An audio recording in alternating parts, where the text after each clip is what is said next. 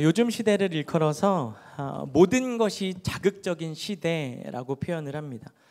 걸러지지 않는 유튜브 콘텐츠, 점점 과도해지는 방송 문화, 세상의 강력한 범죄 기사 소식 등등에 많은 사람들이 계속 노출되다 보니까요. 이제는 뭐 하나를 경험하더라도 밋밋한 것은 견딜 수 없는 것이죠. 모든 것이 자극적이어야 주목을 받고 인기를 끌 수 있는 시대적 성향의 세상 속에서 우리가 살고 있는 겁니다. 옛날에는 드라마를 보면 아무리 소재가 자극적이어도 그냥 출산의 비밀 정도로 끝났었던 것 같아요. 그런데 요즘은 시나리오적인 요소도 다양하고 굉장히 다채롭지만 무엇보다 시각적인 부분을 굉장히 자극적이고 사실적이고 굉장히 과감하게 노출시킴으로써 흥행에 성공하는 모습들을 보게 되거든요. 대표적인 게 넷플릭스의 오징어 게임일 것 같아요. 장면 하나하나들이 얼마나 사실적이고 잔인한지 저는 처음에 봤을 때는 조금 거부감이 들고 이렇게 만들어도 되나 싶었지만 점차 적응되고 익숙해지면서 몰입하게 되더라고요. 그러니까 이제 점점 더 자극적일수록 흥행에 성공하는 것들을 미디어에서 맛보게 된 겁니다. 미디어가 이렇게 자극적인 것을 맛보게 되니까 이제는 미디어를 넘어서 인터넷 기사를 하나를 쓰더라도 얼마나 자극적으로 기사를 쓰는지 그 표현들이 굉장히 우리에게 이렇게 주목되는 것을 보게 됩니다. 저희 청년 2부 안에 신문방송학과를 다니는 청년이 있는데요. 그 청년이 이렇게 표현하더라고요. 전공자들끼리 모여서 이 인터넷 기사 제목 쓰는 것들을 서로 이렇게 평가해 준대요. 얼마나 자극적으로 써야 이제 사람들이 조회수를 눌릴 건지를 이제 본인들은 감이 오니까 그런 것들을 서로 봐주기도 한다고 하더라고요. 그러면서 감히 저의 설교 제목도 평가하더라고요. 이 설교 제목이 먹히는 설교 제목인지 아닌지를 평가하더라고요. 제가 얼마 전에 본 인터넷 기사를 보니까요. 기사 제목이 이랬습니다. 이 영화의 충격적 결말 정말 끔찍. 그래서 저는 이게 얼마나 잔인한 영화일까 하고 클릭해서 보니까 주된 내용은 자녀를 향한 엄마의 끔찍한 모성애를 다루는 아주 따뜻한 영화였습니다. 제가 그 제목에 낚시를 당한 것이죠. 그런가 하면 또 하나의 기사를 더 봤는데요. 제목이 이렇습니다. 대한민국 초등학생 이대로 가다가는 7년 뒤 결국. 요즘 뭐 흡연이나 뭐 여러 가지 문제들이 있으니까 도대체 어떤 기사일까 하고 제가 열어봤더니 내용이 이래요. 초등학생 이대로 가다가는 7년 뒤 대학생 된다. 제가 정말 그 기사를 보고 너무 화가 나는 경험을 한 적이 있습니다. 별 내용이 아닌데 제목이 자극적이지 않으면 주목받지 못하니까 사람들이 클릭하지 못하니까 이미 제목에서부터 승부를 거는 것이죠. 이러한 시대적 모습은 우리의 신앙생활에도 고스란히 영향을 미친다고 생각합니다. 신앙의 영역에 있어서도 교회가 주목받으려면 또 기독교가 주목받으려면 설교가 주목받으려면 사람들의 시선을 끌어모을 수 있는 대단한 프로그램이나 화려한 퍼포먼스, 스펙타클한 간증 경험 정도는 있어야 사람들이 들어줄 만한 어떤 관심도나 호기심이 생기게 되는 것이죠. 그런 면에서 저도 마찬가지인데요. 저는 여러분들이 잘 모르시겠지만 사실 전과를 몇 개 가지고 있습니다. 뭐 구체적으로 말씀드릴 수는 없지만 크고 작은 범죄에 연루됐던 적이 있고요.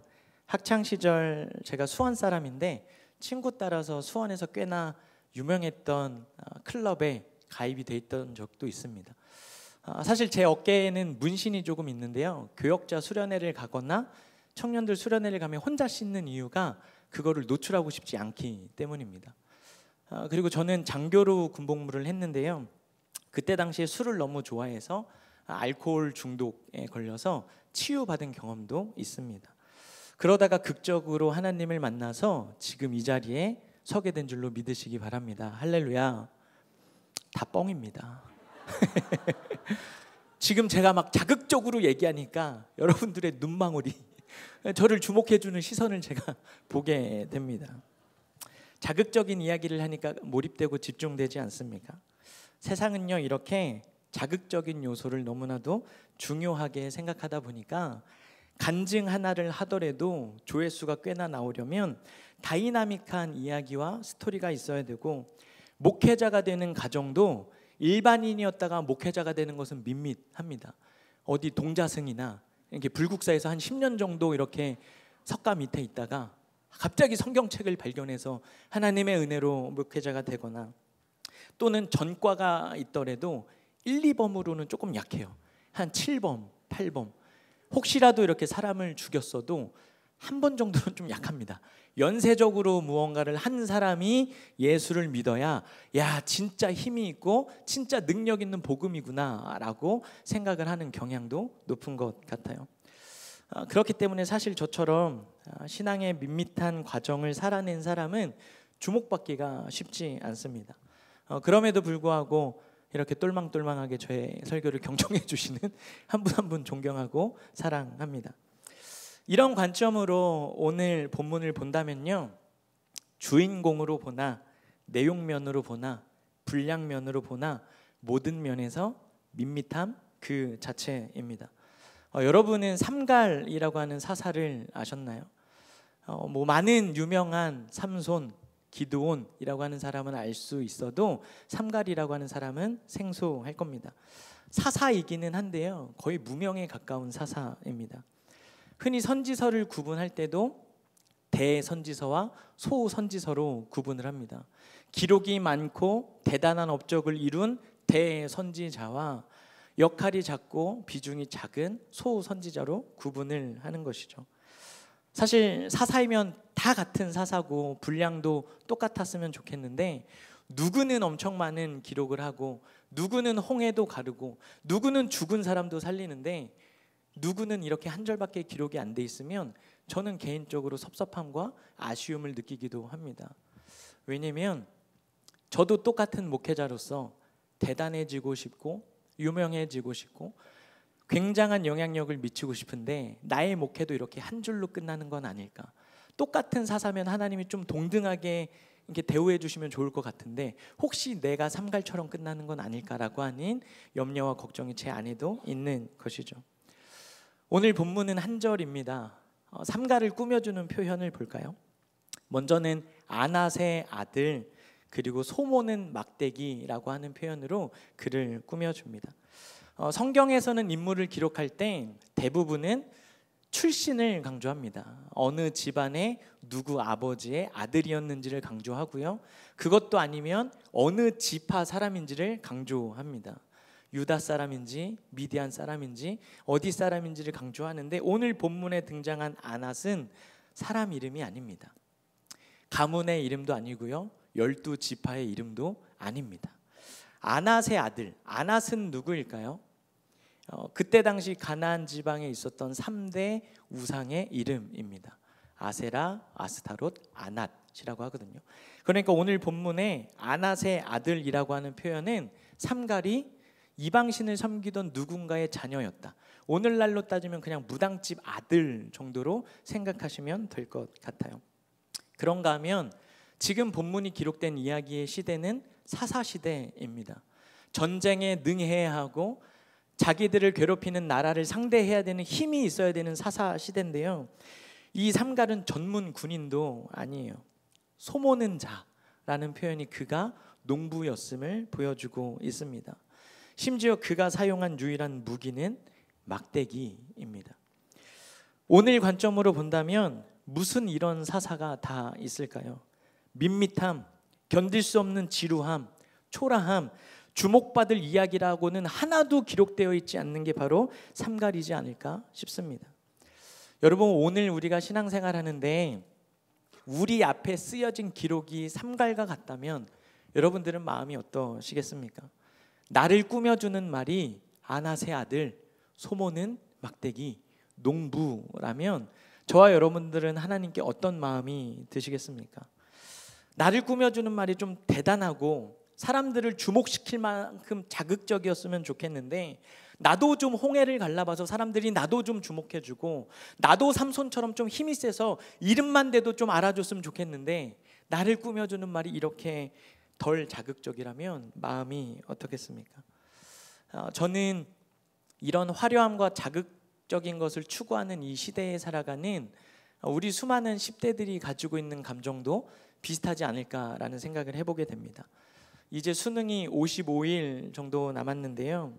우리 10대 청소년을 바라볼 때도 어른들의 시선이 자극적이어서 수능 만점, 내신 1등급, 대기업 취업, 억대 연봉, 명문대 입학, 이런 자극적인 표현이 있어야만 그 아이들에게 비로소 관심이 가고, 그런 자극적인 표현이 없다면 이 아이들에게 관심이 머물지 않는 것은 아닌지 한번 오늘 예배를 통해서 점검해 봤으면 좋겠습니다.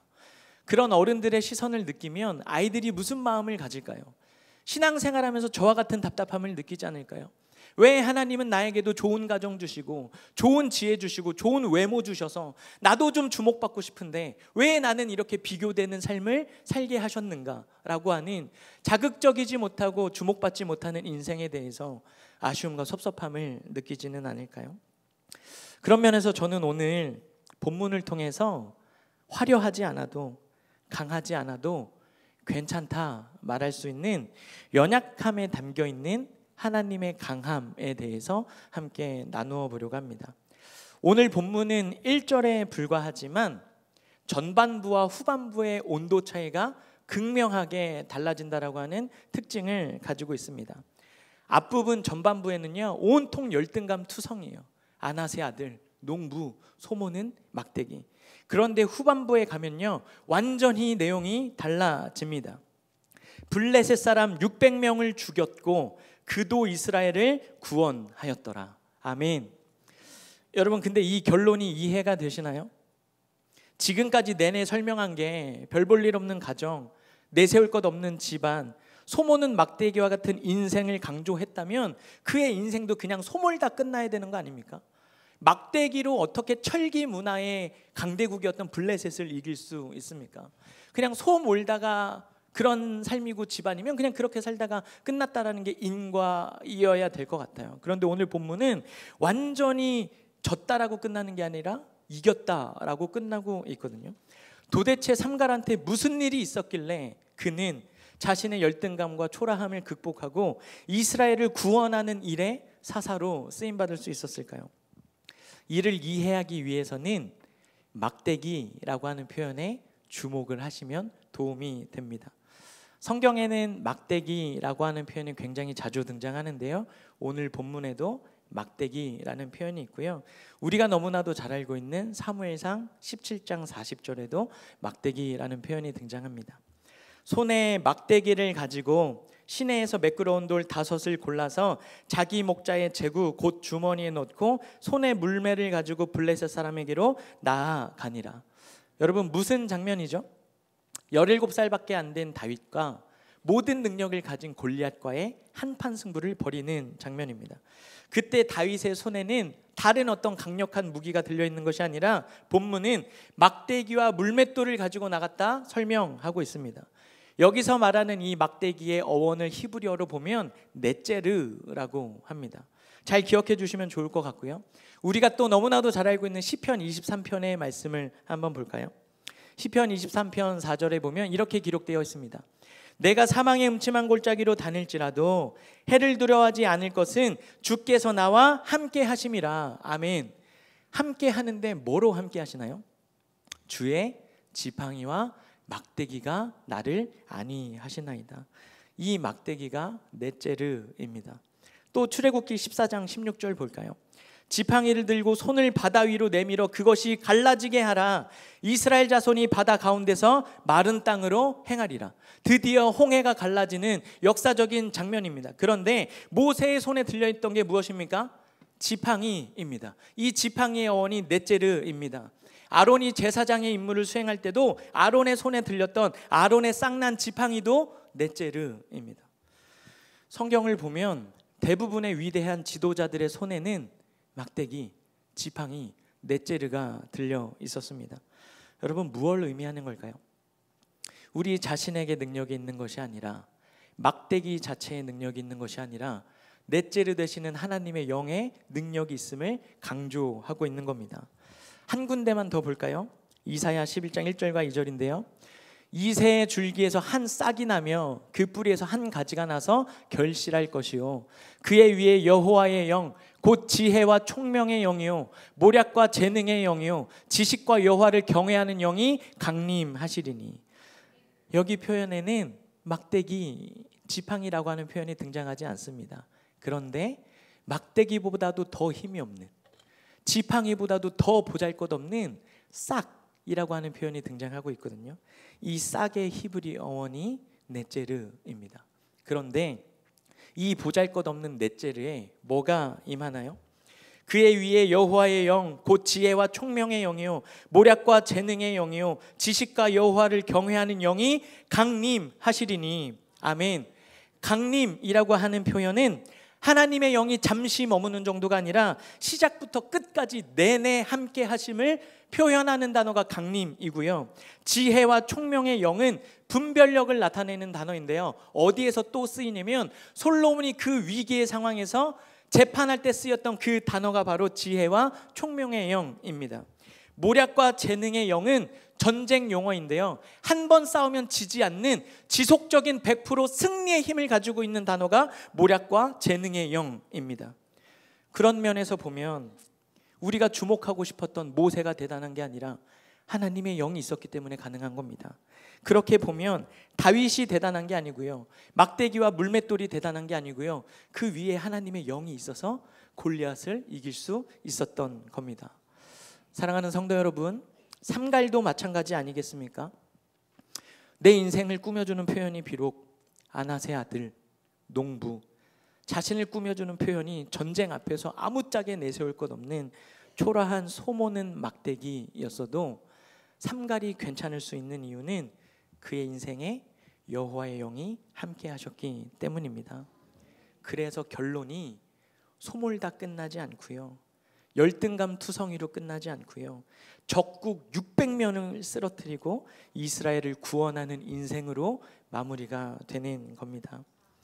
사랑하는 성도 여러분, 그리고 사랑하는 고3 수험생 여러분, 그리고 고3 수험생을 둔 부모 여러분, 여러분의 손에 들려있는 것은 무엇입니까? 여러분들이 이 시대에 붙들고 사는 것은 무엇입니까? 저와 여러분들이 매 예배마다 매 기도마다 하나님 앞에 필요하다고 구하는 것은 무엇입니까? 이 능력 되시는, 넷제르 되시는 하나님 맞습니까? 비록 막대기여도 괜찮고 농부 출신이어도 괜찮고 성경에 많은 분량을 차지하지 않아도 한 줄밖에 기록이 안 돼 있다 할지라도 그의 인생을 비참하고 불행하다 말하지 않고 괜찮다 말할 수 있는 이유는 그의 인생에 전능하신 하나님이 함께 하셨기 때문입니다. 오늘 이 시간 이 예배 가운데 우리의 손에 무엇이 들려있던 간에 하나님 앞에 나와서 하나님, 이 막대기를 더 날카롭게 갈아주세요. 이 나무로는 할 수 없으니 제발 번쩍번쩍거리는 쇠 파이프로 바꿔주세요.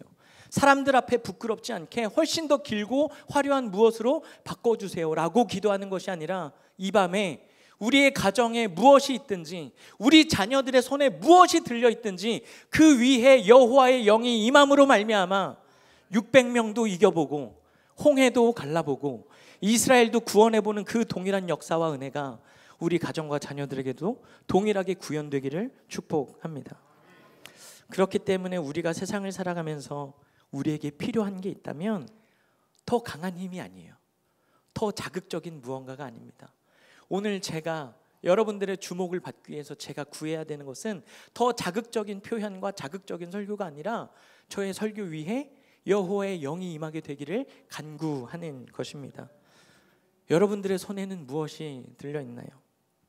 넷제르 되시는 하나님만 붙들고 있다면 이제는 그만 들고 계셔도 됩니다. 우리가 가지고 있는 그 무언가 너무 많이 들고 있지는 않으세요? 이제는 세상에 무언가를 내려놓고 하나님 이거 바꿔달라고 간구하고 울고 부는 인생이 아니라 무엇이 들려있든지 간에 이 위에 그의 영이 임하게 되는 오늘 이 밤이 되기를 축복합니다. 오늘 설교 제목이 막대기여도 괜찮아인데요, 이 표현은 넷제르 되시는 하나님을 고백한 사람만 할 수 있는 이야기 선포 아니겠습니까? 인간적인 관점으로 보면 어떻게 나무 막대기인데 괜찮을 수 있겠어요? 어떻게 전쟁에 나가야 되는데 남들 다 쇠와 강한 철기를 갖고 있는데 나한테만 나무를 주셨는데 괜찮을 수 있겠냐고요. 어떻게 불안해하지 않을 수 있겠냐고요. 인간적으로는 불안합니다. 인간적으로는 원망스럽습니다. 그러나 하나님의 영을 경험한 사람은 괜찮다 말할 수 있는 것이고, 하나님을 경험한 사람은 나를 넘어서 내 주변에 나무 막대기밖에 없는 인생을 일컬어서도 불쌍하다, 바꿔라라고 말하는 것이 아니라 그 위에 여호와의 영이 임하면 괜찮다라고 말해줄 수 있는 어른과 우리 주변 모든 사람들이 될 수 있는 줄로 믿으시기 바랍니다. 사랑하는 성도 여러분, 이제 말씀을 맺으려고 합니다. 오늘 이 예배에 무엇을 구하러 오셨습니까? 무엇을 바꾸고 무엇을 얻으러 오셨습니까? 부탁하기는 그만 소모는 막대기에 집착하시고 이제는 하나님, 우리 자녀들의 손에 무엇이 들려있든지 간에 그 손에, 그 위에 여호와의 영이 임하게 됨으로 말미암아 우리 사랑하는 아이가 이 세상을 거뜬히 이기는 능력 있는 삶을 살게 되기를 기도하고 돌아가는 밤이 되었으면 좋겠습니다. 한 가지 더 부탁드리기는, 우리 아이들에게 지금까지 나무 막대기를 보면서 다른 아이들과 비교하면서 다른 애들 좀 보라고, 저 나이 먹을 때까지 저렇게 화려한 거 들고 사는데 너는 도대체 그 나이 먹을 때까지 뭐 하고 있었냐고 주눅들게 하고 상처받게 하고 부담 주고 압박을 준 표현들이 있다면, 이 밤에 우리의 부정적인 언어를 내려놓고 하나님 한 분만 제대로 구하고 돌아가시는 이 밤이 되시기를 축복합니다. 이 시간 우리 함께 고백할 때에 하나님 한 분을 높이며 고백하는 찬양이 있는데요,